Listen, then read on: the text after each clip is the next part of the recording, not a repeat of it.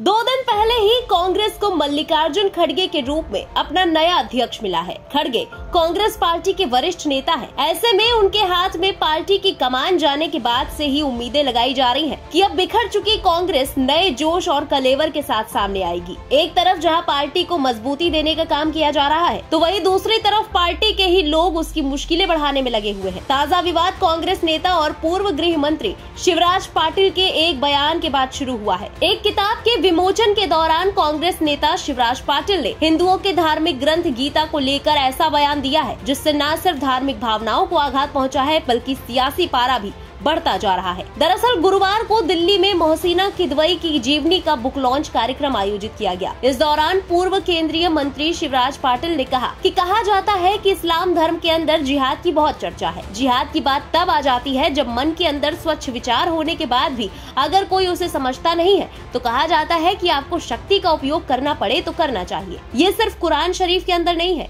ये बात महाभारत के अंदर जो गीता का भाग है उसमें भी है। अब यहां पर कहा जाता है कि इस्लाम धर्म के अंदर जिहाद की बहुत चर्चा हुई है।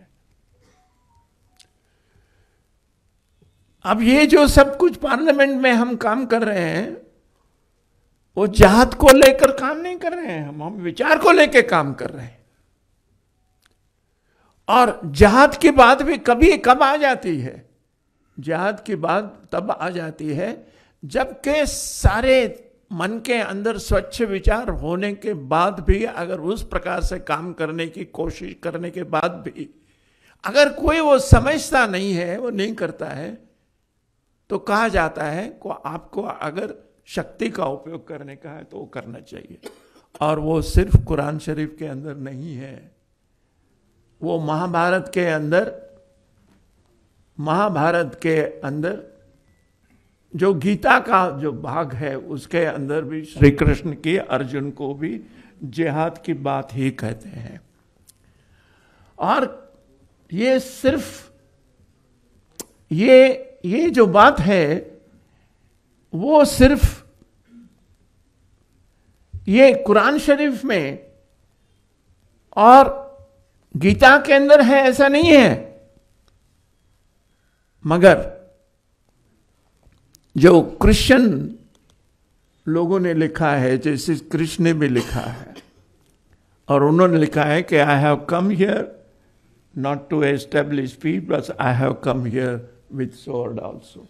बताते चले कि कार्यक्रम में शशि थरूर, फारूक अब्दुल्ला, सुशील कुमार शिंदे और दिग्विजय सिंह जैसे कई वरिष्ठ कांग्रेस नेता भी शामिल थे। वहीं शिवराज पाटिल के इस बयान पर पलटवार करते हुए बीजेपी के राष्ट्रीय प्रवक्ता शहजाद पूनावाला ने इसे गुजरात चुनाव से पहले वोटों के ध्रुवीकरण का प्रयोग करार दिया है। पूनावाला ने ट्वीट कर कहा कि इसी पार्टी ने आतंकवाद की थ्योरी को जन्म दिया, अयोध्या में राम मंदिर निर्माण का विरोध किया, उसके अस्तित्व पर भी सवालिया निशान लगाए। आम आदमी पार्टी के गोपाल इटालिया और राजेंद्र पाल के बाद अब शिवराज पाटिल भी हिंदू नफरत और वोट बैंक की राजनीति करने में पीछे नहीं रहे। आज हिंदू नफरत की सारी सीमाएं पार कर दी है कांग्रेस पार्टी ने। तुष्टीकरण की राजनीति के चलते और आम आदमी पार्टी के गोपाल इटालिया और राजेंद्र पाल कहीं वोट बैंक की पूरी दुकान न ले जाए अपने हिंदू विरोधी बयानों से, जो उन्होंने मंदिर, कथा, विष्णु, ब्रह्मा, महेश सबके बारे में दी थी, तो आज कांग्रेस पार्टी ने सारी हदें पार कर दी। आज शिवराज पाटिल, कांग्रेस के वरिष्ठ नेता, पूर्व गृह मंत्री ने, जिन्होंने हिंदू टेरर के शब्द को भी इजाद किया था, सैफरन टेरर भी कहा था, उन्होंने श्री कृष्ण के पावन संदेश गीता जी की तुलना जिहाद से की है। उन्होंने कहा श्री कृष्ण ने अर्जुन को जिहाद सिखाया है।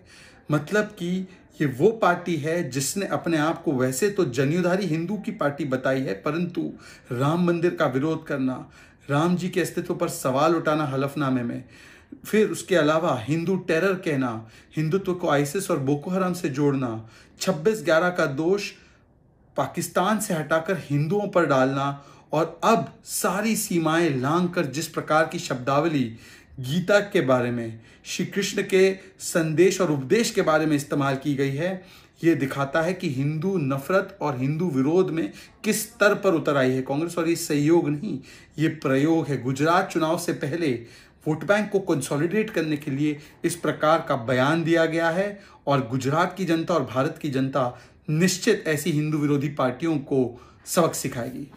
गौरतलब है कि शिवराज पाटिल की गिनती कांग्रेस के सीनियर नेताओं में होती है। शिवराज पाटिल लातूर से सांसद रह चुके हैं। 2014 के बाद से इस सीट पर बीजेपी का कब्जा रहा है। बीजेपी यहां पर निकाय का चुनाव भी जीतती रही है। शिवराज पाटिल 1980 से कई बार केंद्र में मंत्री रहे। 26/11 मुंबई आतंकी हमले के समय वो गृह मंत्री थे। वहीं 2010 में शिवराज पाटिल को पंजाब का राज्यपाल और केंद्र शासित प्रदेश चंडीगढ़ का प्रशासक नियुक्त किया गया।